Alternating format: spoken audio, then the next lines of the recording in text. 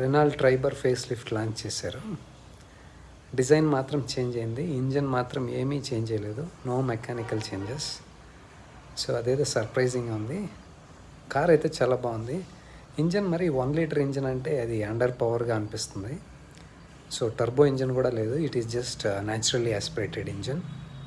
Prices 6,30,000 నుంచి start అవుతాయి, 9,20,000 వరకు. టాప్ మోడల్లో మాత్రం ఏఎంటీ ఉంది, 9,50,000 అవుతుంది, 15,000. సో కార్ అయితే బాగుంది. సో ఫ్యామిలీకి కూడా చాలా బాగుంటుంది. కాకపోతే వాళ్ళు ఎందుకు ఇంజన్ ఇవ్వడం లేదో నాకైతే అర్థం కావట్లేదు.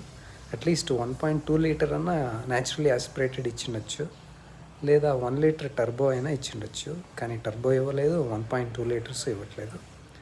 సో డిజైన్ అయితే పర్లేదు, చూడడానికి బాగానే ఉంది. బట్ ఇంజనే బాగాలేనప్పుడు డిజైన్ ఎలా చేస్తే ఏముందో నాకు అర్థం కావటంలే. సో దానికి మెయిన్ ప్రాబ్లం ఉండిందే ఇంజను. సో రెనాల్ట్ వాళ్ళు ఏం థింక్ చేస్తున్నారో అర్థం కావట్లేదు. సో చూద్దాం.